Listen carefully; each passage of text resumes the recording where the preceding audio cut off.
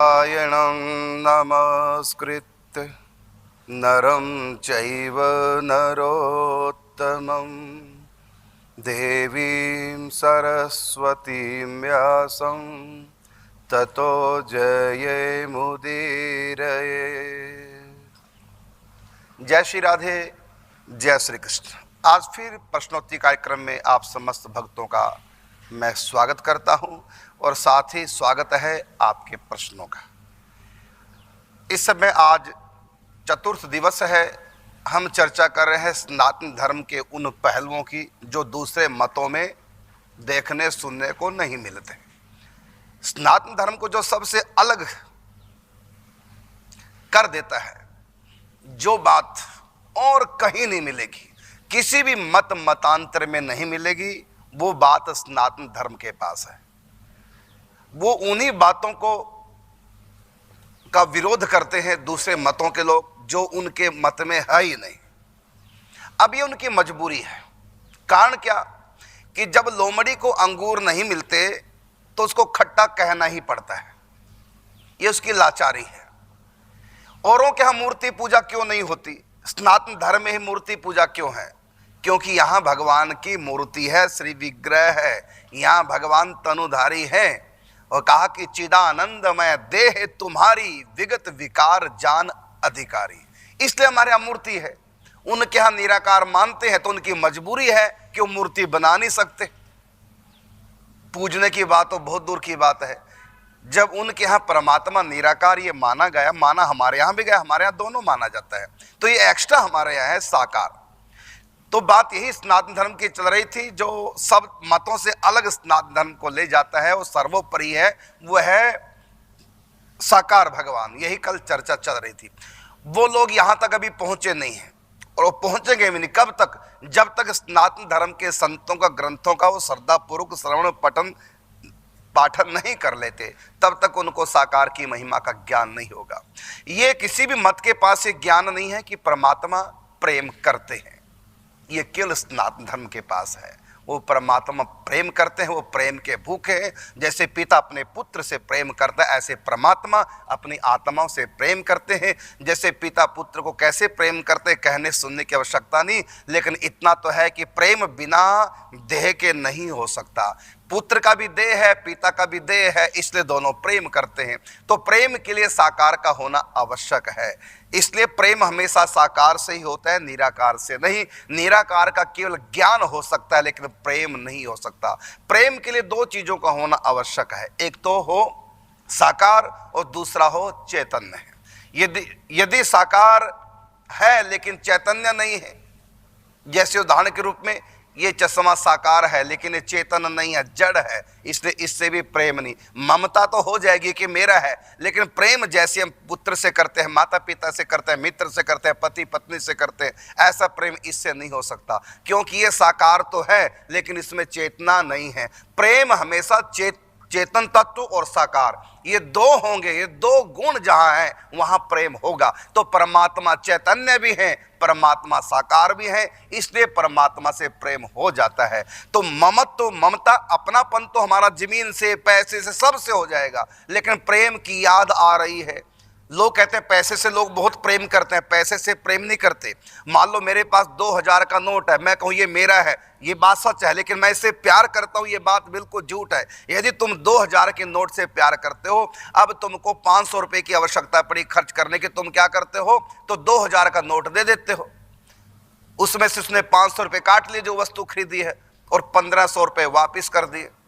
अब आप कहते 2000 के नोट से प्यार था, दे क्यों दिया दुकानदार को? इसका मतलब प्रेम था नहीं, ममत्व था।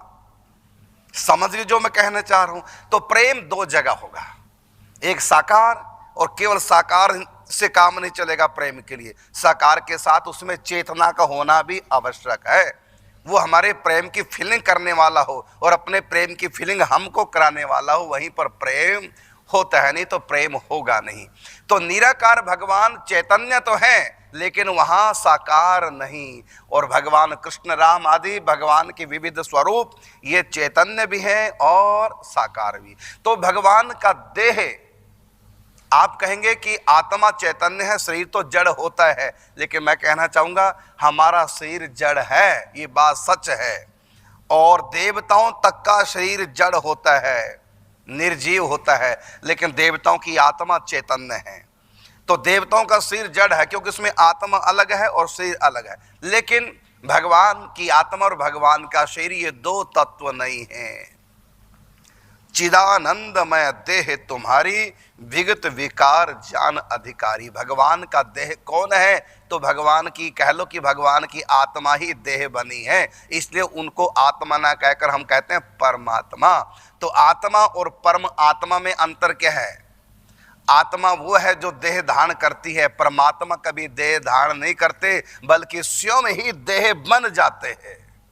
देह धारण करना और देह बन जाना, इन दोनों में बहुत अंतर है। तो इसका अंतर क्या है तो सुनो, आप समझो।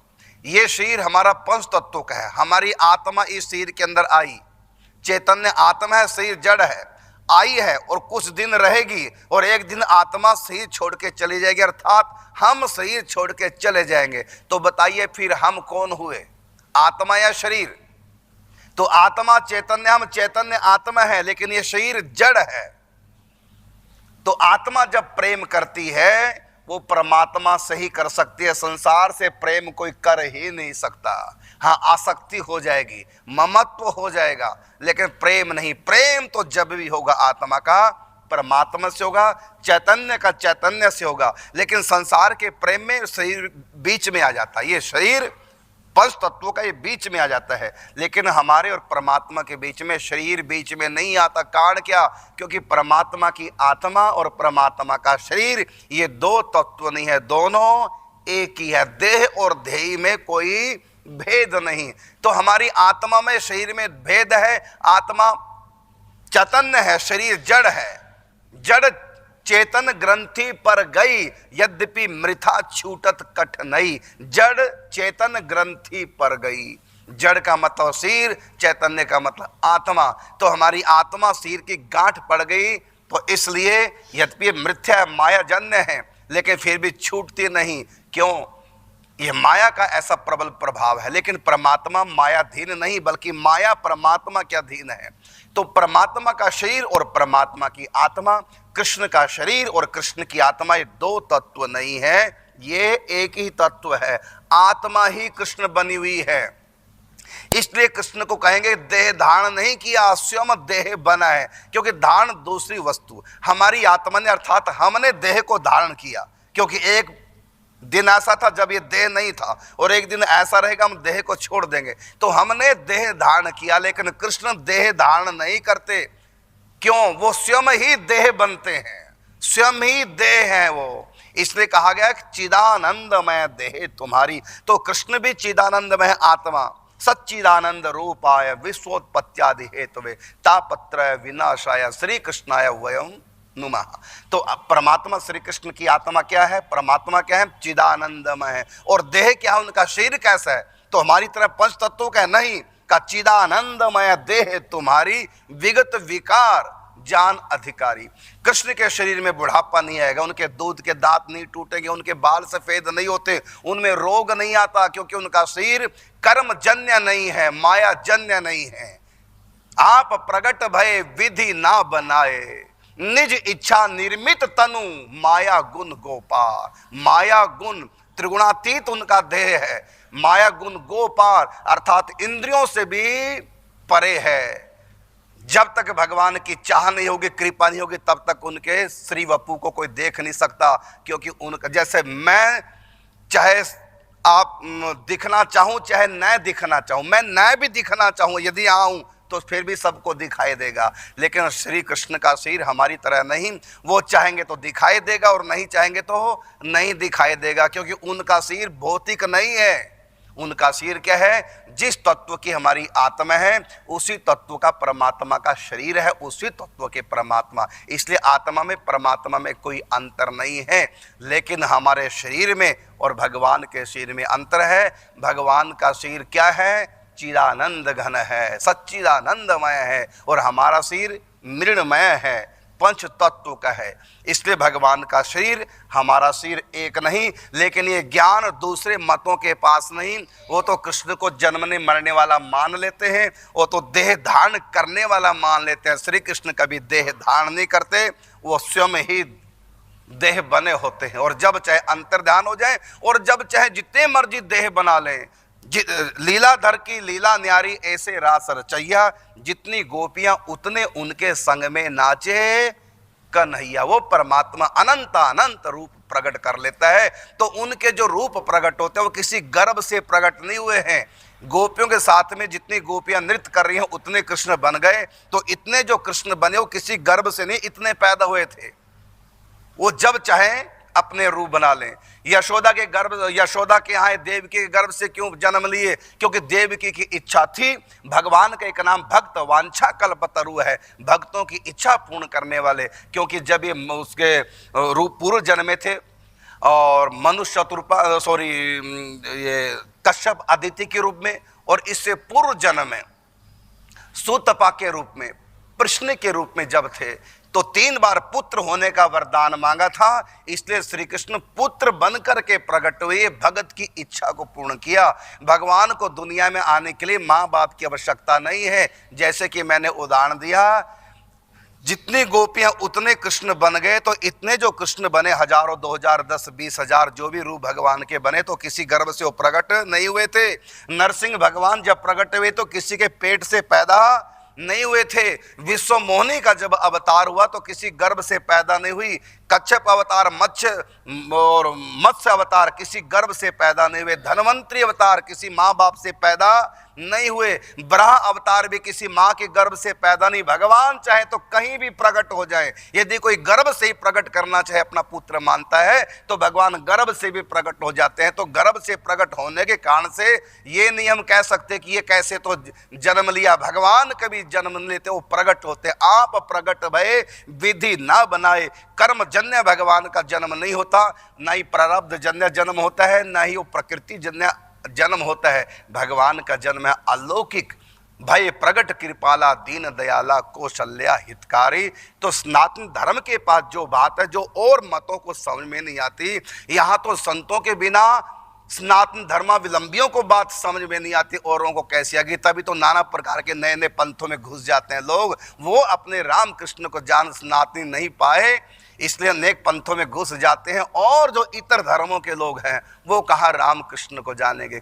यदि कोई जानना चाहता कैसे जानेंगे? तो प्रथम भगति संतन कर संगा। सबसे पहले संतों की शरण में आओ।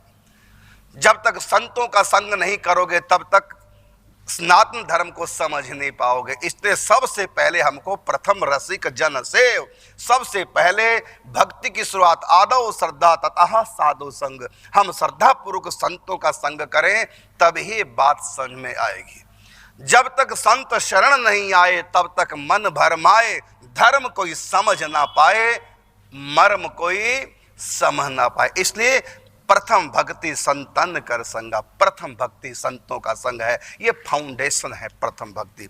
तो एक दूसरा प्रश्न महाराज जी और करते हैं, आपसे मैं प्रश्न करता हूँ। दूसरे इतर धर्मी अवलंबी है कि देवी देवता इतने हैं हिंदुओं में। हमारे यहाँ तो एक ही परमात्मा को मानते हैं, खुदा को मानते हैं, एक गॉड को मानते हैं, एक परमात्मा को मानते हैं। हिंदुओं में कितने भगवान मानते हैं? ऐसा कहकर भी हिंदू धर्मावलंबी लोगों को बहकाते हैं लोग। तो हिंदू धर्म में जो देवी देवता हैं या भगवान के अवतार, इनके बारे में आप क्या कहना चाहेंगे? सर्वप्रथम महाराज के चरणों में प्रणाम करते हुए समस्त संत महापुरुषों की वंदना करता हूँ। ये जो प्रश्न है बहुत अच्छा उत्तम है। ये देवी देवता को जो है भगवान अपने शरीर से प्रकट करके सबको अलग अलग एक एक कार्य के लिए नियुक्त कर दिया है, क्योंकि इससे सुष्ठु रूप से अच्छा रूप से ये कार्य समाधान होगा। और सबकी अलग अलग एक रूप भी बना दिया है। जैसे गंगा जी है, गंगा जी के एक साकार विग्रह है, उनकी एक पानी के रूप में भी प्रवाहित हो रहा है जीव के कल्याण के लिए। भगवान के चरणों से प्रकट हुई दिव्य शक्ति है, पाप मोचनी शक्ति। पाप मोचनी शक्ति श्री भगवान के चरण कमल से प्रकट हुआ है। जमुना जी के भी एक साकार स्वरूप है देवी के रूप में। और उसके साथ साथ एक पानी के जल के रूप में भी है, बिल्कुल। क्योंकि समस्त जीवों की कल्याण करने के लिए।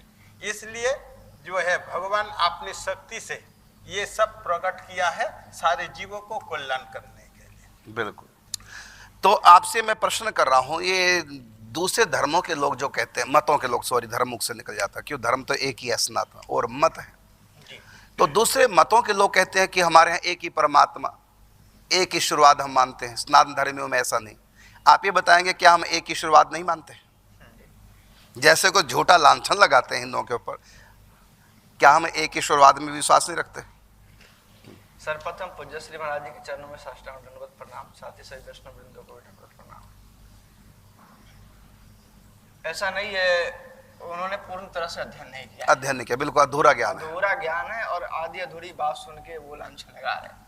हमारे यहाँ स्पष्ट शब्दों में लिखा है एको ब्रह्म द्वितीयो नास्ति। बिल्कुल, एको ब्रह्म द्वितीयो नास्ति। हमारा स्नान धर्म भी एक ईश्वरवाद में विश्वास करता है। एक ईश्वर है, हमारे यहाँ 2 3 4 नहीं है, एक ही ईश्वर है। हाँ जी। तो हमारे यहाँ शास्त्रों में सब जगह लिखा हुआ है, जैसे ईशावास्य विदम सर्वम यत् किंच जगत्याम जगत्, सब जगह एक ही परमात्मा से व्याप्त है। बिल्कुल। वासुदेव सर्वमिति स महात्मा सुदुर्लभ, गीता में कहते एक वासुदेव ही सब जगह है। तो परमात्मा एक ही है, लेकिन उसके रूप अनेक है।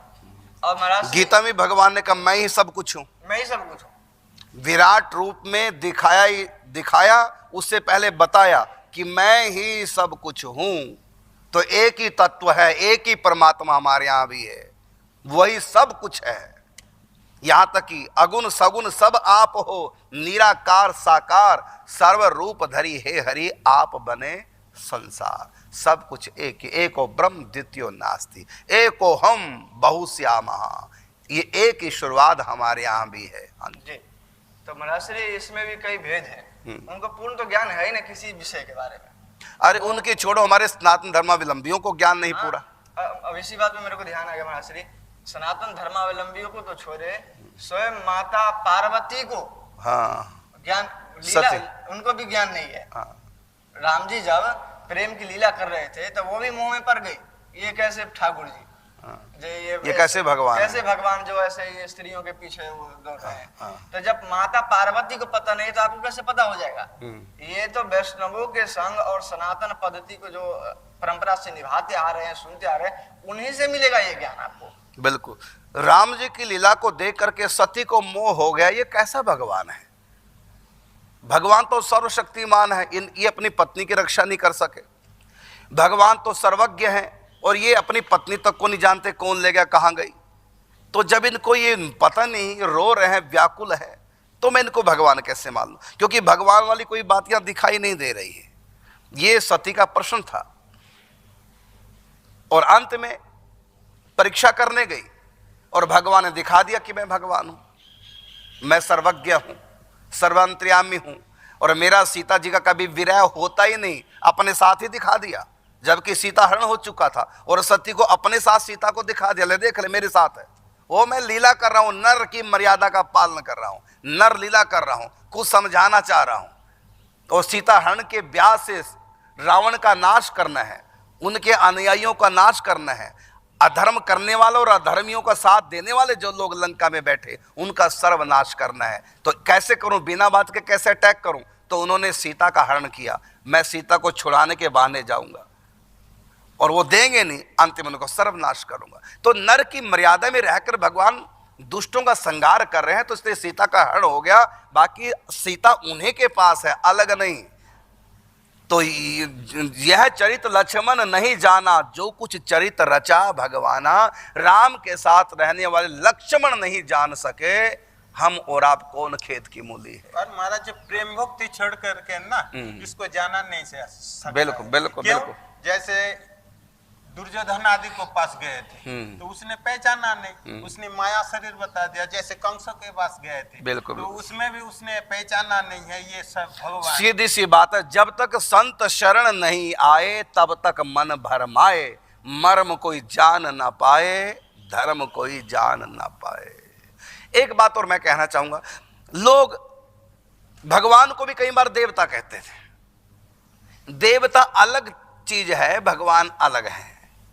देवता है इंद्र तक, इंद्र के नीचे जितने भी हैं सब देवी देवता, और ये सब देवी देवता पूर्व की सृष्टि में, प्रलय से पहले की सृष्टि में मनुष्य थे, अच्छे कर्म किए, भक्ति नहीं की लेकिन कर्म अच्छे किए, इसलिए अगली सृष्टि में ये सब देवता बन गए।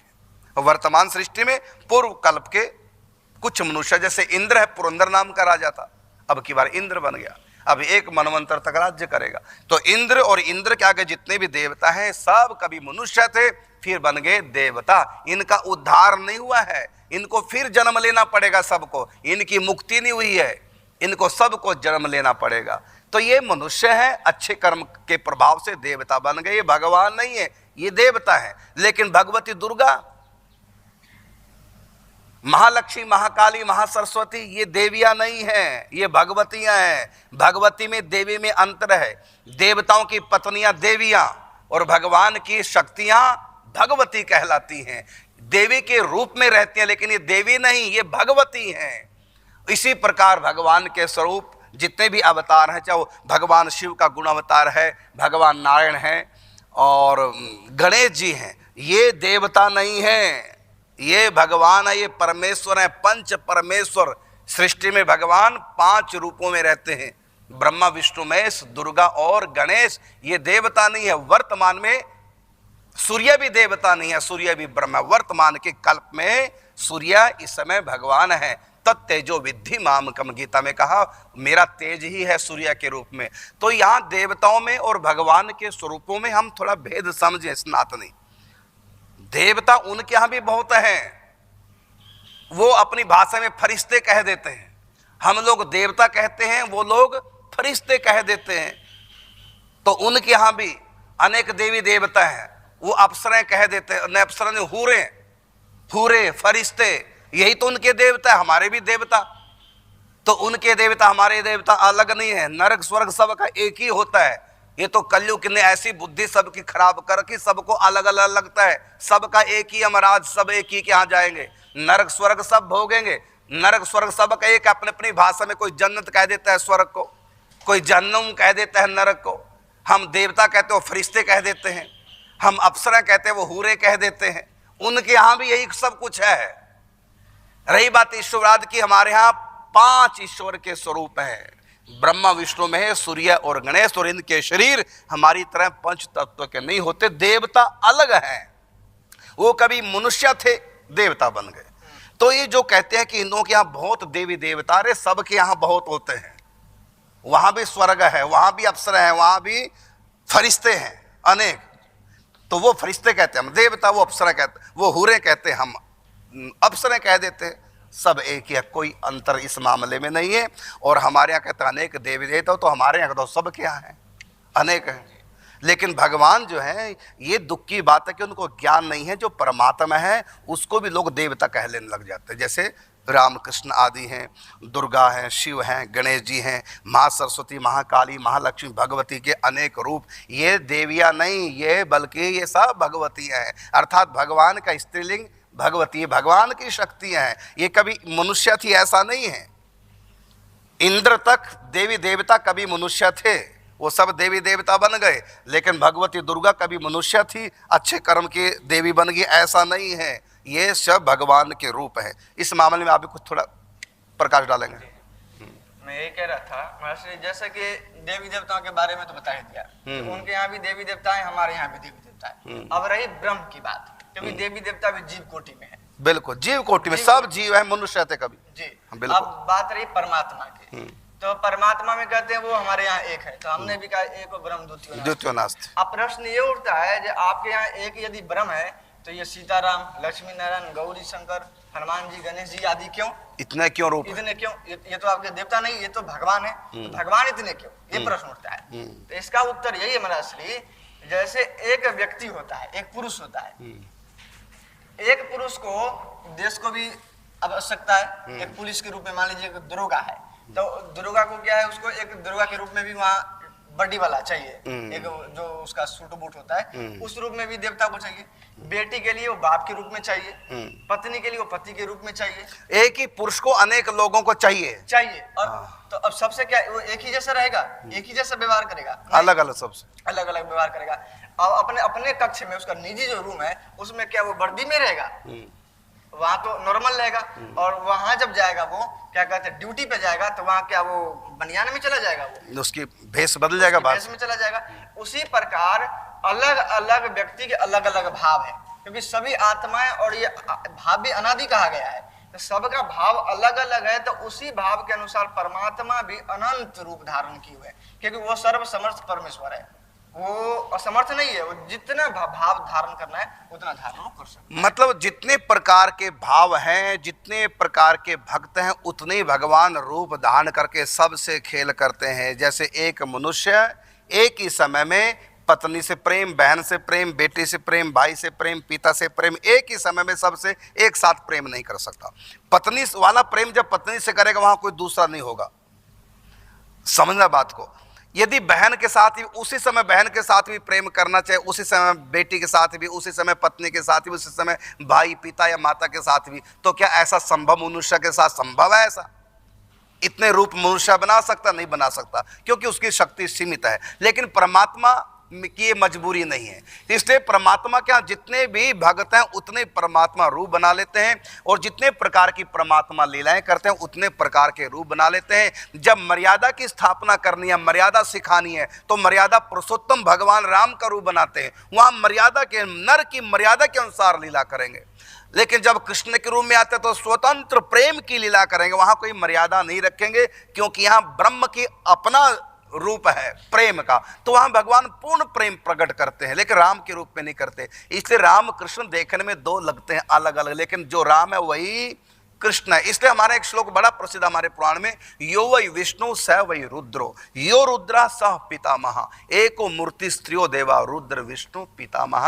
एक ही परमात्मा है हमारे यहाँ भी, बस वो परमात्मा अपने भक्तों के भाव के अनुसार, क्योंकि हमारे यहाँ निराकार साकार, साकार भी है, और साकार कभी एक हो ही नहीं सकता। साकार को तो अनेक रूप बनाने पड़ेंगे, क्योंकि साकार की सत्ता प्रेम के कारण से है। हरि व्यापक सर्वत्र समाना, यह एक ईश्वरवाद, और प्रेम से प्रकट हो ही में जाना, यह है प्रेम की मर्यादा। तो प्रेम जहां जहां है, प्रेम ते प्रकट हो ही में जाना, तो प्रेम से प्रकट भगवान है। तो प्रेम तो एक व्यक्ति नहीं करता, प्रेम तो कितने वैष्णव भक्तगण करते हैं भगवान से, और सारे प्रेम करते हैं। इसलिए भगवान ने अपने लोक भी अलग अलग बनाए। मर्यादित प्रेम की इच्छा रखने वाले के लिए साकेत धाम है, स्वतंत्र कृष्ण से प्रेम रखने के लिए गोलोक धाम है, और राधा कृष्ण युगल सरकार से प्रेम रखने के लिए निकुंज वृंदावन अलग लोक है, और ऐश्वर्य भाव के प्रति जो आकर्षित है उनके लिए वैकुंठ महावैकुंठ अलग है, और कर्पूर गौरम करुणावतारम जो करुणा चाहते हैं उनके लिए भगवान का महाकैलाश शिव रूप है। एक ही ब्रह्म है, उन्होंने ही भक्तों के कारण से अनेक प्रकार की लीला करने के लिए अनेक रूप धारण करके, अनेक रूपों में भी वो केवल एक है। इसलिए इस बात को समझे बिना हम सनातन धर्म को क्रिटिसाइज करते हैं, दरअसल अपना अज्ञान थोपते हैं सनातन धर्म के ऊपर। है अज्ञानी स्वयं और थोपते हैं। संतों का संग कीजिए, महापुरुषों का संग कीजिए, तो पता चलेगा कि सनातन धर्म क्या है। जब तक हम संतों का संग नहीं, दो तत्व हमको जाने पड़ेंगे। एक प्रेम तत्व, ये प्रेम क्या है, क्योंकि यहाँ समय हमारे पास बहुत कम होता है और हम विस्तार से नहीं समझा सकते। जब तक हम प्रेम तत्व को नहीं जानेंगे, प्रेम तत्व के सनातन धर्म के यहाँ है, परमात्मा से प्रेम करते हैं और परमात्मा भी अपनी आत्माओं से प्रेम करते हैं। ये प्रेम तत्व केवल सनातन धर्म के पास ये मर्म है और किसी मतांतर के पास नहीं। सबने भगवान को कृपालु दयालु का है, लेकिन हमारा सनातन धर्म, उसमें भी हमारे वैष्णव ग्रंथ एक और नाम भगवान का है। क्या? वो प्रियतम है, वो प्रेमी है, वो रसिक है, वो प्रेम रस का रसास्वादन करते हैं। और ये बात वेद भी कहता है, वेद ने भी कहा रसो वही सहा, वो जो परमात्मा वो रस स्वरूप है, रस स्वरूप श्री कृष्ण परात्पर महाभाव रूपा राधा। तो परमात्मा का एक रूप रस राज है, और उनकी जो शक्ति है परमात्मा की, उनकी आह्लादनी शक्ति, अनंत अनंत शक्तियां जिनके नाम से भगवान को सर्वशक्तिमान कहा गया है। अनंत अनंत शक्तियों में एक उनकी माधुर्य शक्ति है, आह्लादनी शक्ति है, जिसको राधा कहते हैं। वही जब भगवान कृष्ण रूप में आते हो राधा बन जाती है, जब वो राम रूप में आते हैं वही उनकी आह्लादनी शक्ति सीता बन जाती है। जब कर्पूर गौरम करुणावतारम भगवान शिव बनते हैं, वही उनकी शक्ति काली भगवती पार्वती सती के रूप में आती है। जब वो नारायण होते हैं तो वही शक्ति भगवान की आह्लादनी वो लक्ष्मी के रूप में आती है। तो एक शक्ति और शक्तिमान ये एक तत्व है, और इनके अनंत अनंत रूप हैं। इसलिए कहा हरि अनंत हरि कथा अनंता, बहुविधि कहि सुनहि सब संता। समय हो चुका है, अब आपको सनातन धर्म को लेकर फिर कल चर्चा करेंगे ठीक 4 बजे ईश्वर एवं सनातन निम्बारक टीवी पर। तब तक के लिए हम